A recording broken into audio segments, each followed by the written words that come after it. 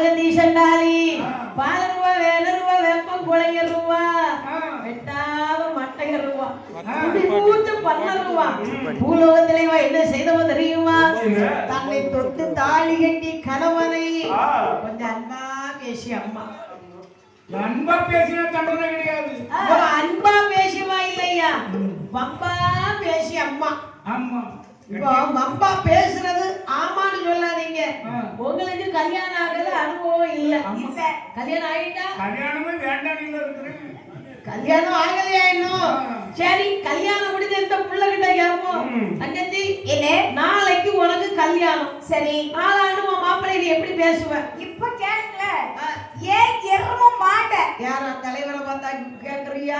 தலைவர் இல்ல ஏன் புருஷனை நான் கூப்பிடுவேன். சரி சரி ஏன் எருமும் மாட்ட இங்க வா மாட்ட ஒண்ணு மாதிரி பட்ட மாடெல்லாம் காலையில எழுப்பி வேலைக்கு போவதே எரும மாட வேலைக்கு போ மாட கருப்பத்த மாட பேக்கு மாட சும்மா வீட்டை சுத்தி சுத்தி வாரிய மாட உனக்கு வேலை செய்தா என்ன மாட எத்தனை மாடு செத்த மாடு. ஏ தங்கச்சி கல்யாணம் முடியதுக்கு முன்னாலே இப்படி கற்பனையில மிதக்குறிய கல்யாணம் முடிஞ்சா அப்ப அவனை என்ன பாடுபடுத்துவ? வேலைக்கு போறேன்னு அப்படிதான் கேட்கணும். வேலைக்கு போக சில வேலை கிளம்பலாம் அப்படிதான் கேட்கணும். புருஷனையும் அப்படிதான் கேட்கணும். வேலை கிளம்பலையும் அப்படிதான் கேட்கணும். வேலை செய்து கொடுக்க மாட்டேங்கிறாங்கல்ல ஆமா அவங்கள அப்படிதான் கேட்க வேண்டும். பையன் கேட்டா மத்தியில மாட்டுக்க கொண்டாட்டியாரு என்னே கண்கண்ட தெய்வம் கடவுளில் செல்வார்கள். கணவனை அவமதித்து பேசிய பெண்களுக்கு இப்படிப்பட்ட தண்டனை கொடுப்பார்கள். இப்படிப்பட்ட தண்டனை எல்லாம் ஆமா அதோ ஒரு பெண்ணை கொண்டு வந்து பிச்சித்திர கொடுக்குழியில் தள்ளியிருக்கிறார்கள். இப்படிப்பட்ட பாவம் செஞ்சவா இவ பிள்ளை அழிப்பதற்கு கருமருந்து கொடுத்தவள் அவர்களுக்கு இப்படிப்பட்ட தண்டனை கொடுக்கிறார். பக்தா இதோ இந்த பக்கமாக எல்லோரும் சந்தோஷமாக இருக்கிறார்கள். இவர்கள் எல்லாம் யார் தெரியுமா? நான் முன்னால உட்கார்ந்துருக்காங்கல்ல அம்மா. இவங்க கட்டிய கணவனை கண்கண்ட தெய்வம் வந்து கணவனுடைய காலை தொட்டு வணங்கி அம்மா. அவங்க புண்ணியம் செஞ்சவங்க அப்பா. ஆமா அதற்கு அப்பால் இருக்காங்களே மருமகள். அந்த மருமகை எப்பேற்பட்டவள் தெரியுமா? இந்த மருமகை எப்பேற்பட்டவள் தெரியுமா? எப்படி மாமியாருக்கு சோறு போட்டு கொடுத்த அம்மா. சோறு போட்டு வளர்த்தது. சோறு போட்டு வளர்க்கல சோறு போட்டு கொடுத்த அம்மா. சோறு போட்டு கொடுத்த அம்மா. அம்மா வாங்க உட்காருங்க சாப்பிடுங்க பசியாங்க இருக்காதுங்க அப்படின்னு சொல்லி அம்மா அம்மா அம்மான்னு சொல்லி மாமியாருக்கு சோறு போட்டு கொடுத்தவங்க இதா இருக்காங்கல்ல.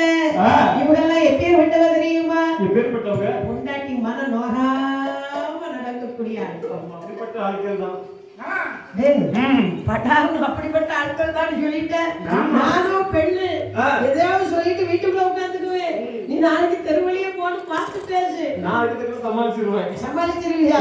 இவர்களெல்லாம் சொற்கொலகம் செய்வார்கள். நாம் இருவரும் கைலாசம் போக வேண்டும் என்று அதுக்கான நந்தி எங்கே வருகிற மாதிரி கண்டானே நல்ல சிவ கைலாசம் நன்மை நல்ல சிவ கைலாசம் தன்னை தல்லாறு வகை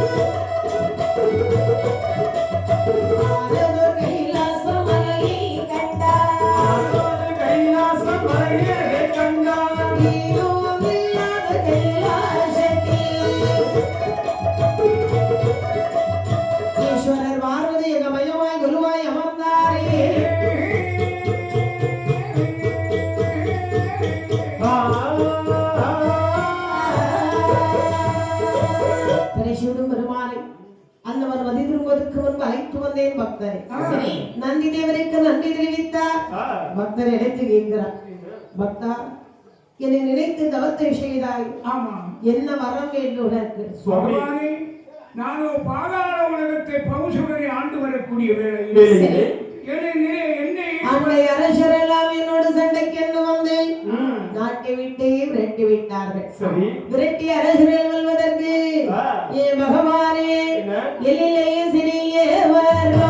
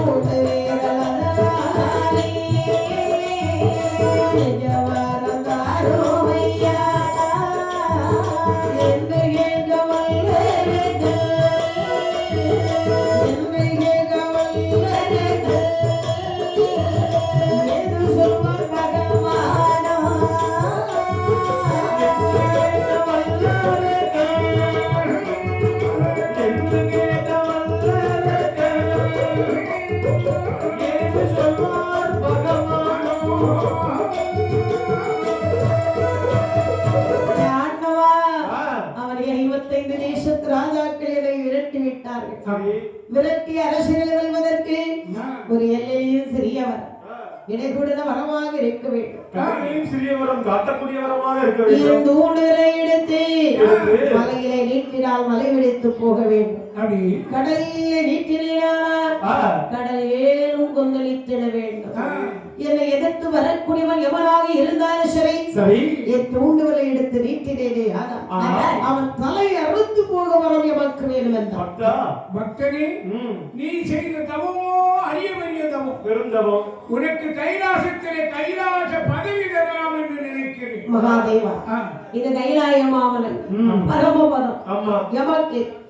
கைலாசவதை பதவிக்கு நான் ஆசைப்பட்டு இருப்பேனே, ஆனால் என்னை விரட்டி அரசர்களை வெல்வதுதான் எப்படி? என்னை விரட்டி அரசர்களை வெல்ல வேணுமையானால் நான் கேட்டவரம் எமக்கு வேணும் பகவானே. அப்படியான இந்த கைலாச பதவி நீ வேண்டாம் என்று மறக்கிறார். அதாவது என்னுடைய மைத்துனன் வாக்கடையிலே பள்ளி கொண்டிருக்கிறார் பரந்தாமன். அவர் கழுத்திலே போட்டிருக்கிற மதிக்கத்தக்காத ஒரு மாலை போட்டிருக்கிறார். துளபமணி மாலை யாருக்கும் கிடைக்காது. அதை உனக்காக அவரிடம் வாங்கி உனக்கு அந்த மாலையை நான் பரிசாக தருகிறேன். எதுக்கு தெரியுமா? உன்னுடைய தவத்தின் பலனாக. துளசிமணி மாலை அவருக்கு வாங்கி தருவேன். அந்த துளசிமணி மாலையை சுமப்பதற்கு தகுதி எவருக்கு இருக்கிறதா? என்கிறார் கழுத்தில் இருக்கும் மாலை என்ன சுமப்பதற்கு இயலாது. அப்படியே சுமக்கும் வல்லமையை தாங்க எவருக்கு தந்தால் மாலை வைத்து நான் என்ன செய்ய போகிறேன்? அந்த வரம் எவருக்கு வேண்டாம். என் தூண்டுதலால் துளைக்கு வர எவருக்கு வேணும் பகவானே. எவ்வளவோ வரங்கள் கேட்ட பிறகு தருகிறேன் என்று வேண்டாம். நீ கேட்ட வரமே உனக்கு வேண்டுமே.